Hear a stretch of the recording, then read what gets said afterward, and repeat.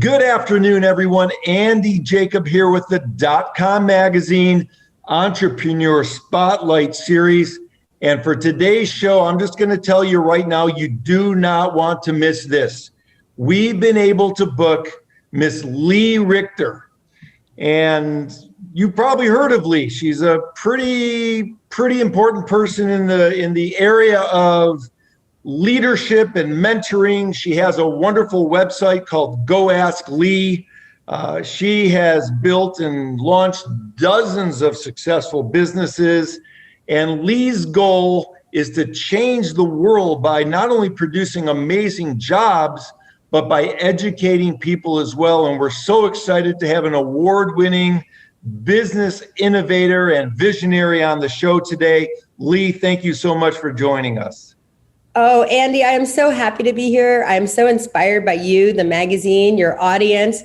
And right now, I just feel so happy to connect. So thank you for having me. Well, before we get into Go Ask Lee, and I know you just got off the phone mentoring some C-level executives at a multi-billion-dollar company. So again, thank you for coming on the show today. Some people are going to be wondering, if they're not great at geography, what's going on above your head behind you on the wall? Well, I'm in my happy place right now. I'm in Maui and I love Hawaii. I've been coming here for 25 years, my entire adult life. And it's one of those things, every single year I make more and more time. And this year I have like 3 months here, and it's still not enough time to be here for me, but I have the next 2 months here consecutively. And I'm saying it's my happy place for sure. I love it. So Maui's the island right above me, right there. Nice. And just being in the chain of islands here in Hawaii is just such a pleasure. Well, that's amazing. And you get to mix your business and your pleasure because you've been working so hard for so long, helping so many people. If you go to the Go Ask Lee website, there's amazing testimonials and wonderful photos of you with a number of celebrities. Let's talk about this because people are going to be watching the show and they're going to be saying, how did Lee get into this? How did she even get started with becoming a mentor to multi-billion-dollar companies and a mentor to celebrities and building so many companies? How did it all start? I'm so glad you asked. I could go all the way to the beginning when I was 6 years old and started doing commercials. And what happened was from 6 to 12 while doing commercials, I learned all about the inside information in the advertising business, right? So when we were watching Mad Men, I was like, wow, I remember those days. They were actually just like that show shows us. It was just like that. And I remember those moments. But I got something instilled in me, which I love connecting with people. And advertising is about connecting with people, right? It's connecting with people, showing them who we are, what we do, and how we could work together. And so I think that's my through line of my life. As I went through college, my first job was with Merrill Lynch, right? I was very fortunate. I was 21 years old. They did a thing on me called the DISC profile, which a lot of times I use for employees myself. But all the way back then, the beginning of my career, the DISC profile landed me as a financial advisor at Merrill Lynch, right? And I worked in Washington, D.C., and I learned so many things about business. And they sent me through customized programs to learn even more about finance and business. And what I learned is take all of those things and keep adding it with everything new that I learned. I now have a customized, way to help other people, which is through finance, through business, through internet marketing, through leadership, through even being a woman navigating in sometimes an all-dominated male world. So there's many topics that I've learned along the way. And because I love people so much, it's actually my joy to share it. And through education and through support, I get to do that. That's wonderful. And I know you've done great work with women empowerment and great work in a lot of other areas as well. Let's talk about women entrepreneurs just for a moment. So when you think of women entrepreneurs that you work with and you've successfully helped them navigate the rough seas of just being an entrepreneur, let alone a woman entrepreneur, what type of rough waters do these types of entrepreneurs encounter, and how do you help them sort of get themselves into the water that's less rough and more smooth, if you will? Yeah, that's a good question, because women supporting women is actually a really great way that we could rise together. So a lot of times I'm with other really great global leaders that are women, and we look for ways, number one, that we could leave our cape at the door because we don't have to be superheroes in that room. We could just be real. We can ask for support. We could have tears. We could have laughter and zero judgment at the same time. It's rare to find that in the business world, where people celebrate your successes, want the best for you, but they're also there for you when you need a helping hand. And I've really put myself in some of those groups. I have one with a woman named JJ Virgin, who I really admire, who's a gem in the internet marketing space, right? But she's a gem as a leader, as a mom, as a person. And just last week, there were 30 of us that met in Southern California. I drove there from my house in San Francisco to San Diego to stay safe so I can get to Hawaii after, because you have to be COVID-free to enter Hawaii. So I didn't get on a plane. I drove 8 hours to be in a room with JJ Virgin and 30 other women entrepreneurs, just so we can talk about these topics of how to support one another. And some people brought things in the meeting around family issues or COVID resistant issues or team issues or financial issues, or even just lack of ideas. And what I learned is all of us have the same thing we have to start with first, and it is our mindset. Are we in the mindset of hope for a bigger future? Are we in the mindset for being able to make a positive impact? Because if we're in that mindset, those are the things we're gonna do. If we're in the mindset that this is hard, if we're in the mindset that I'm a victim, then that's gonna show up over and over and over again. So what happens is with the group of us is we could be real. If someone feels like they have something where they are a victim or they're hurt, they could bring it to the table. We could work through it and they can get back to a hope of a better future. And I think that's the best way we can empower each other right now, whether you're male, female, black, white, it doesn't matter. All of us as global leaders, all of us as citizens of the planet can help one another by giving each other hope for a bigger and better future. So I think that's one of the things that I like to do. And because I love doing it, I get opportunities to do it over and over again. See, I love that message, and Go Ask Lee is all about that. And every entrepreneur needs a support group. Every entrepreneur needs someone that they can go to when things are up and things are maybe moving against them a little bit. And in this day and age, even for startups, when they're looking to, let's say, fund their startup or get some angel money or some seed money, the first thing the investors are going to ask is, who's your team? And what they're really saying is, who's going to support you? And you've done such a great job with all these support groups. If we have a younger entrepreneur watching this today, Lee, what's like some sage advice that you could tell them about how to get started in this entrepreneurial world that you've been so successful at not only doing yourselves, but guiding and mentoring other entrepreneurs as well? Excellent. Well, I'm thinking of that from the I love marketing perspective, right? Because I personally love marketing. Every single one of my companies that's thriving and successful, when I look at it, 80% of what I do is marketing, right? If I look at my company, it's marketing, operations, sales, and finance. Marketing, operations, sales, and finance. Me as a leader, I'm setting the vision, financing the vision, right? But if I spend 80% of my time in marketing, who's my ideal client? How do I connect with them? How do I make our relationship even better? If I spend my 80% of my time there, I'm flourishing. So I would say start with the I Love Marketing podcast. Listen to Joe Polish, listen to his friends. If you want to be involved in the internet marketing world and you want it to be successful, listen to David Nagel. David Nagel, number one, mindset, right? When COVID hit, David Nagel did 4 videos all around what to do with your mindset right now, right? For me, COVID hit around March 1st. That's when we went into lockdown, right in that first week. By March 15th, David Nagel had 4 videos out in a series, how to work on your mindset during these uncertain times. My entire team and I listened to those together each day as they came out. Do you know, a month later, my team came back to me and said, thank God we listened to that, because they could see the difference between their mindset and everyone else around them. Why? Because we seek out the number one advisor on mindset and what to do right now. So what we did was we self-educated.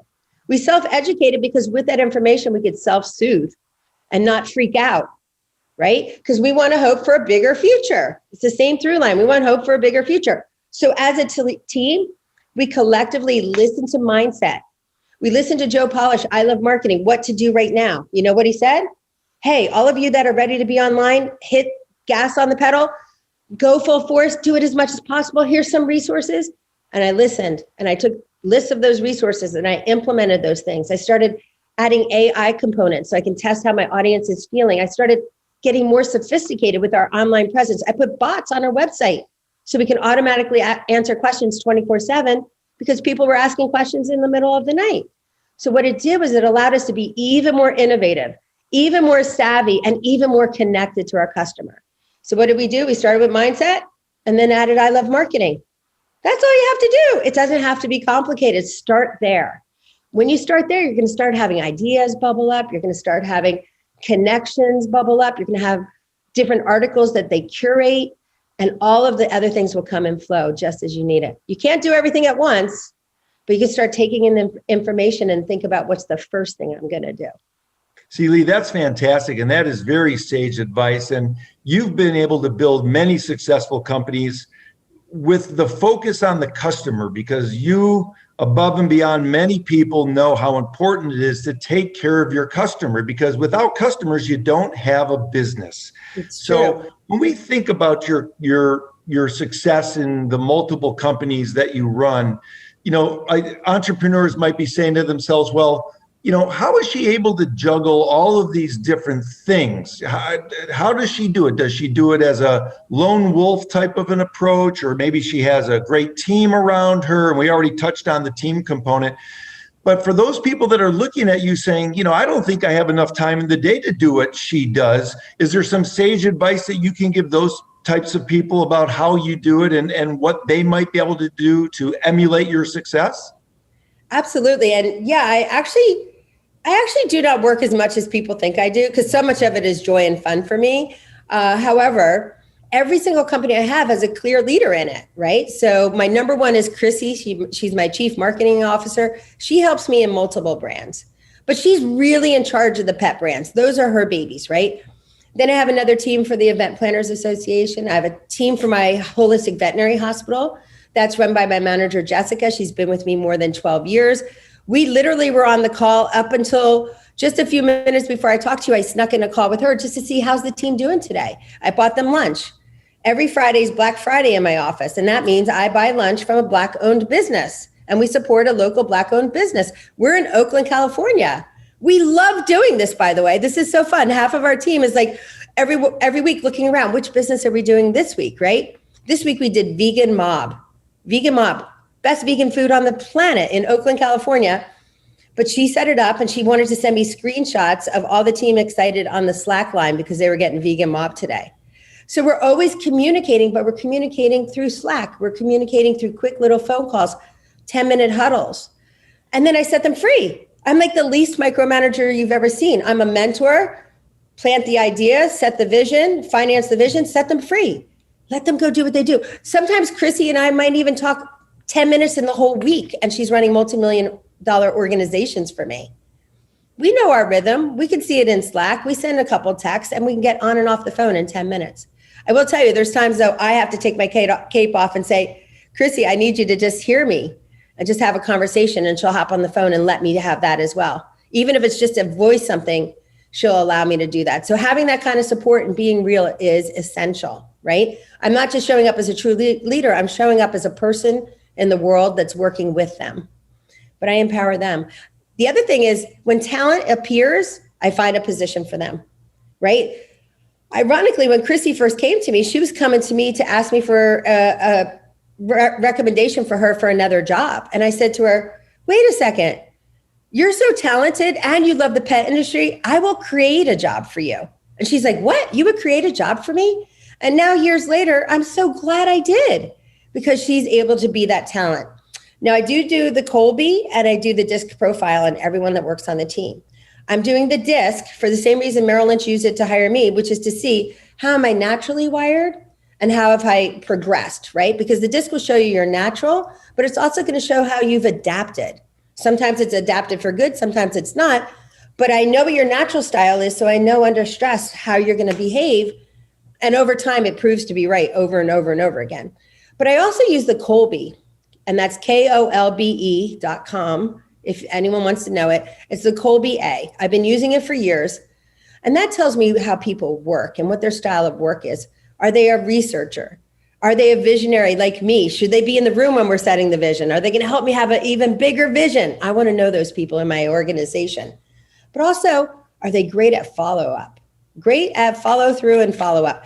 They say the fortune is in the follow-up, right? The fortune is in the follow-through. Either way, there's a reason why it says that. It's because if you're doing the follow-through, you're going to have more of a chance of actually serving the client better, serving the team better. So many people forget the follow through, and that separates us. We have automated ways to follow through with our CRM. We have automated ways with the bots. We have automated ways with my assistant keeping my calendar, but we make sure we're really following through and letting the customer know they're important. And one other thing, this morning when I was talking to Chrissy, they had a team meeting today and she sent me the agenda. The first thing on the team meeting was, what are we doing new in our customer journey? So they're always visiting it together because they're the boots on the ground, seeing the customers face to face. So every other week, one of the things they're doing is looking at the customer journey and seeing what's one piece we can improve 10%, just that little bit. But if every single time they're looking at it, they're improving it another 10% and another 10% and another 10%. That's how bots got at it. That's how having a text system where they could text clients. It came because they wanted to improve 10%. But each one is just a little bit, but over time, it makes a big impact. So I think being consistent, working together as a team, and really focused on the client journey are going to be pieces to help you really create a great client experience. See, that's amazing. And you use some wonderful tools when you hire people, and smart entrepreneurs do that, and smart executives do that.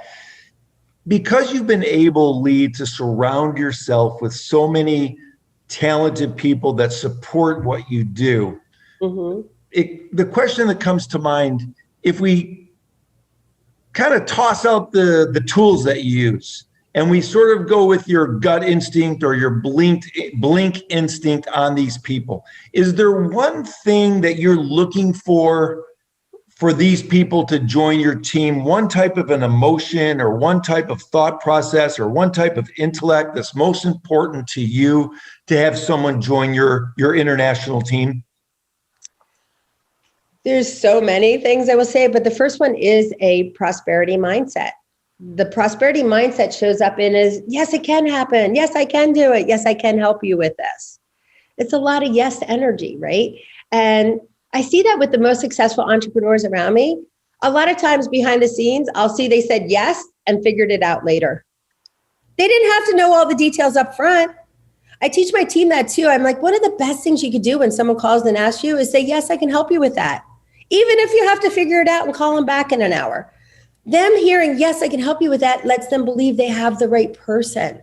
And they have a person who cares. And they have a person with the capability of actually solving their problem or helping them. That one little simple sentence, right? But it starts with mindset. So what am I looking for?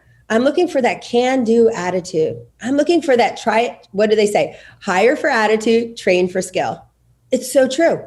Now I'll say with the doctors, I need some skills. They got to have their license. They got to have their skills. But with the team, I can hire for attitude, train for skills.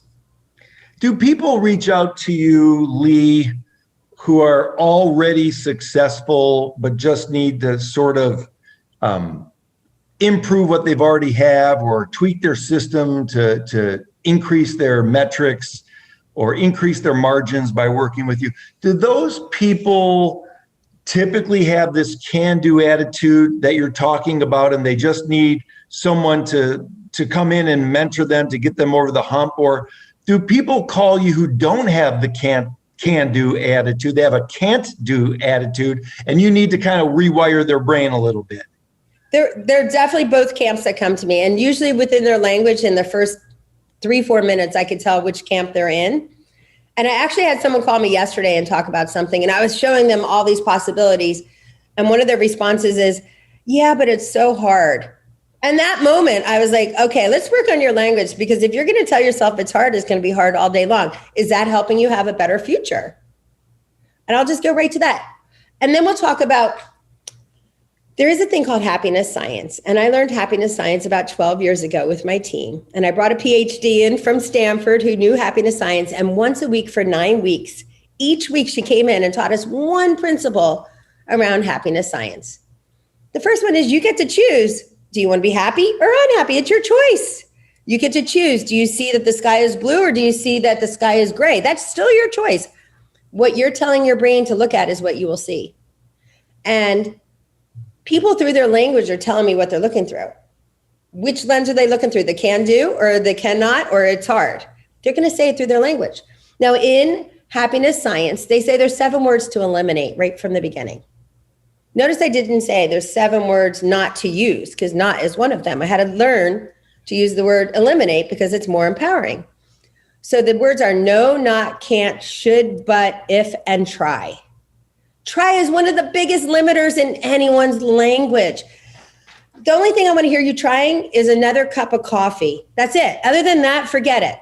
And because I've met Frank Oz and I'm friends with his wife, I say, wow, I already know Yoda, which means there is no try.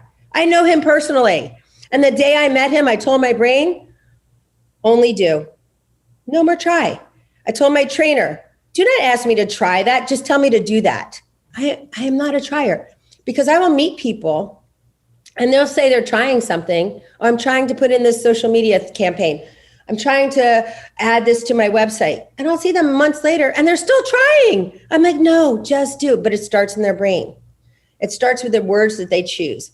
My friend Brandy Gilmore says, when you're looking at your stories of your life, review them, find the most powerful point of the story, find the point where there's proof of love from your parents, there's proof of love from the universe, and end the story there.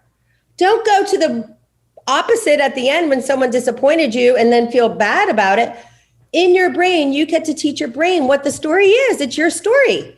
So take the most empowered piece, take the most loving piece, and stick with that. And just keep feeding your brain more and more of that. So I will say I had a near fatal car accident in 2001, nearly 20 years ago.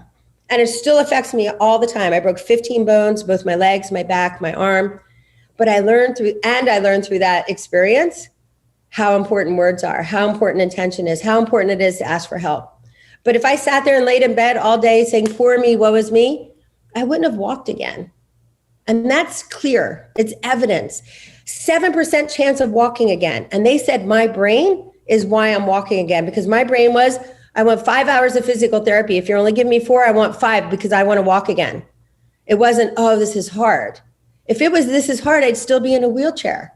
And the therapists and all the trauma therapists, they said that to me. They said, thank God you have your brain, because your brain is saving you. Your brain is helping you walk again.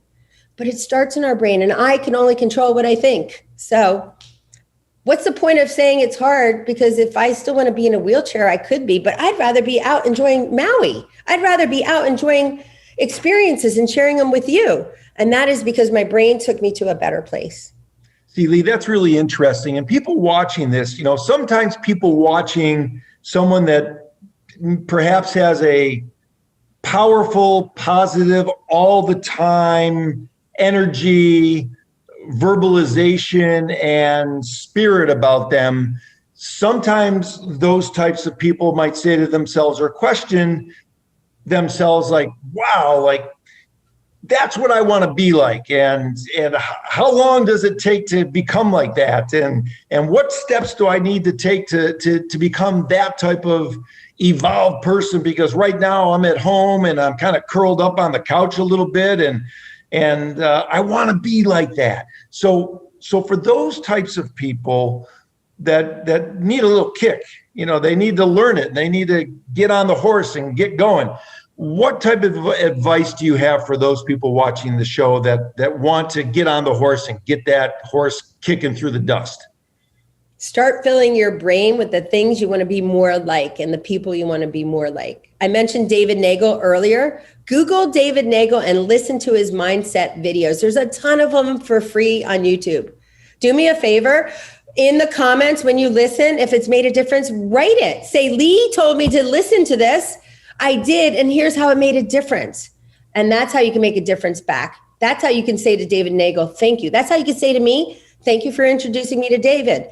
The reason I'm saying to take that other step is one of the things that's really beautiful about life is the more you show up in gratitude for things, the more other things to be grateful for show up.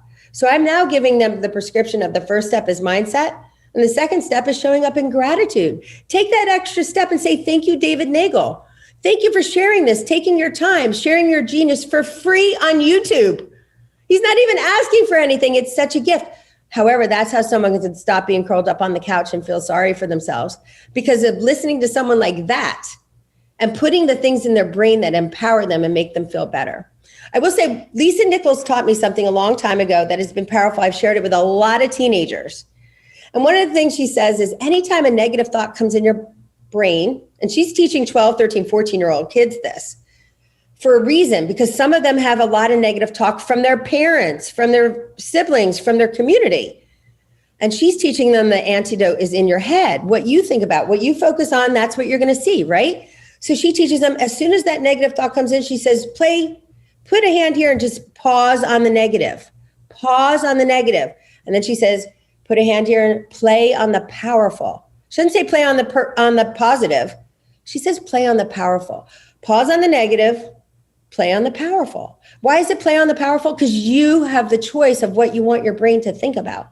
Might as well pick something powerful.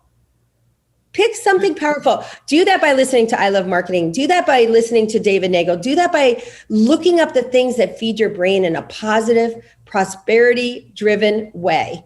And that will help you. Starts inside your head. That is awesome. That reminds me of a good friend of mine that says life is only a movie, and he plays on the powerful. He says that life's a movie, so he can make his movie a powerful movie. And I've always liked that. And that sort of coincides with what you're talking about. Lee, I know that you've carved out a little time for us, and I know I'm holding you over, but what I wanted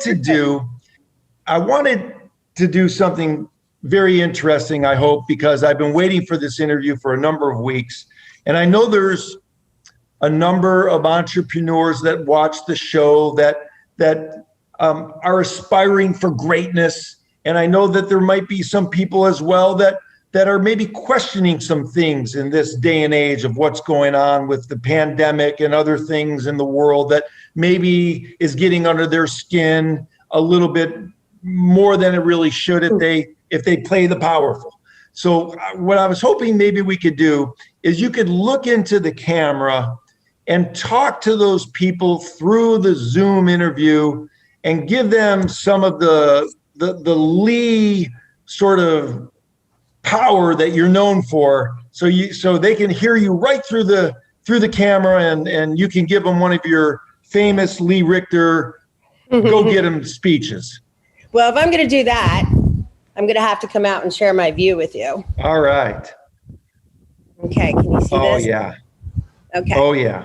Beautiful. And the reason I'm doing this is one of the things I've learned from Dr. Ben Hardy, who's one of my very good friends, is if you're in any kind of distress, in any kind of trouble, change your environment.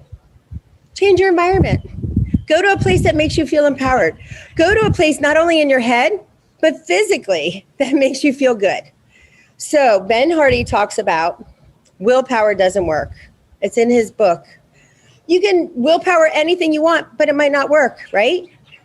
But changing your environment can change everything. So me being here in Maui, me being here and having this as my backyard for the next 2 months, and actually the next rest of my life, 3 months every year, is so that I could thrive. I could be in creativity. I could be in happiness. I could be in joyfulness. I could be in nature. So what I did was I created a place that I can have the right environment for me to thrive. And that's what I wish for everybody on here. Choose your environment, inside your head, inside your body, outside your body. Choose the one that helps you thrive. Look for global leaders to help you with that next step to be your mentor, whether it's me, Ben Hardy, whether it's Joe Polish, who's been my mentor for many years, Dan Sullivan. Look for those people that inspire you. I will tell you, Dan Sullivan's podcast, as soon as you're ready, listen to those, because those will give you ideas for a bigger future. He does it for me, he'll do it for you. So Ben Hardy has a series of books. One is Willpower Doesn't Work. One is Personality Isn't Permanent. And the one that just came out this week is Who, Not How. All three of those should be on your list of things to read to help you personally navigate what's going on in the world inside of your head and outside of your head. So look for those mentors that not only share ideas, but share resources and ways to get there. And so I listen to Ben Hardy. I listen to Joe Polish. I collaborate with Dan Sullivan. Why? Because I learn from them. They learn from me. We mentor each other. We lift each other. So I want that for every one of you. Find your circle. Find your people. Create your tribe, create your movement. This is your life. It's not rehearsal. Your friend says he's a producer and he's playing things powerful for a reason.